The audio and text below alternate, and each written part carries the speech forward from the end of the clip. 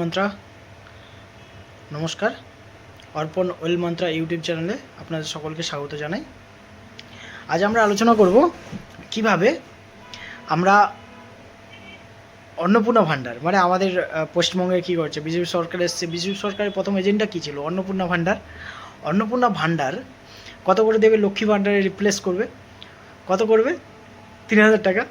তো এই ৩,০০০ টাকাকে আমরা কিভাবে অ্যালটমেন্ট করব? কোন অ্যালটমেন্ট করলে ৩,০০০ টাকাটাকে পারফেক্ট অ্যালটমেন্ট, যেটার দ্বারা আমরা কিছু ইনভেস্টমেন্ট, আমরা সমস্তটা ইনভেস্ট করব না, কিছুটা ইনভেস্ট করব এবং কিছুটা আমার নিজের কাজেই খরচ করব, করে কিভাবে আমরা কোটিপতি হব, তাকে পারফেক্ট অ্যালটমেন্ট, যেটার দ্বারা আমরা কিছু ইনভেস্টমেন্ট, আমরা সমস্তটা ইনভেস্ট করব না, কিছুটা ইনভেস্ট করব এবং কিছুটা আমার নিজের কাজেই খরচ করব, করে কিভাবে আমরা কোটিপতি হব তা আজকে আলোচনা করব। তাই আপনারা সবাই চ্যানেলে থাকুন এবং আমার চ্যানেলকে খুব তাড়াতাড়ি একটা সাবস্ক্রাইব করে দেন।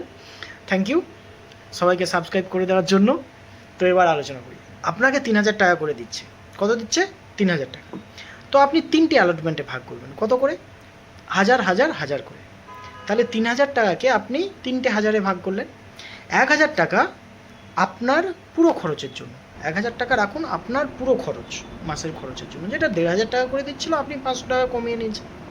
কত নিয়েছেন? ১,০০০ টাকা। বাকি ২,০০০ টাকাকে আপনি যদি দুটো এসআইপি করেন, দুটো এসআইপিতে ইনভেস্ট করেন, তাহলে আপনার কি হবে? প্রথম এসআইপিতে আপনি ১,০০০ টাকা করে রাখছেন এবং সেখানে যদি সঠিক এসআইপি চুজ করেন, সঠিক এসআইপি চুজ করে আপনি যদি ৩০ বছর সেটাকে চালান, আপনার এজ যদি ২৫ বছর হয়, ধরুন আপনার এজ ২৫ বছর, এখন আপনি ৩০ বছর চালাচ্ছেন, ৫৫ বছরে সেই টাকাটা তুলবেন। ৩০ বছর চালিয়েছেন, ১৫% ইন্টারেস্ট রেটে ১,০০০ টাকা করে। তাহলে আপনি কত টাকা দিচ্ছেন প্রতি বছর? ১২,০০০ টাকা। ৩০ বছর দিচ্ছেন, ১২×৩=৩৬, মানে ৩,৬০,০০০ টাকা। আপনি তার উপরে কত পাচ্ছেন? আপনি ভাবতে পারবেন না কত পাবেন। ১৫% ইন্টারেস্ট রেটে আপনি যদি ৩০ বছর চালান, তাহলে আপনি পাবেন প্রায় ৫৬ লক্ষ টাকার অ্যাবাভ। তাহলে আমি রাউন্ড ফিগারে ধরে নিলাম ৫৬ লক্ষ টাকা। আর একটা এসআইপি কী করবেন? যেটাতে আপনি আর একটা ১,০০০ টাকা রাখবেন। আর একটা ১,০০০ টাকা রাখবেন। সেটাকে কেমন করবেন?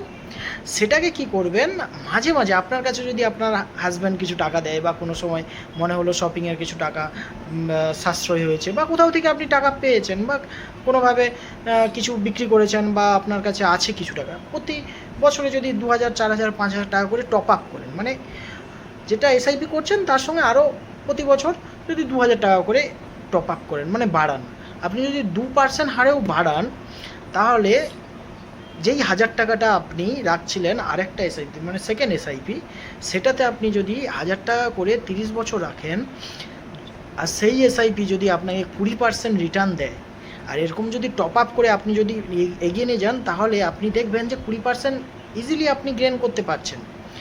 তাহলে 20%-এ 30 বছর যদি আপনি রাখেন, তাহলে আপনার অ্যামাউন্টটা দাঁড়াবে প্রায় ১,৫৭,০০,০০০ টাকা। আপনি ভেবে দেখেন আপনার অ্যামাউন্ট কত দাঁড়াবে? ১,৫৭,০০,০০০। আর একটাতে কত পেয়েছেন? 15% ইন্টারেস্ট রেট। কত পেয়েছেন? ৫৬ লক্ষ টাকা। দুটোকে যোগ করলেন, কত দাঁড়াচ্ছে? ২,১৩,০০,০০০। ২,১৩,০০,০০০ টাকা আপনার অ্যামাউন্টে থাকবে।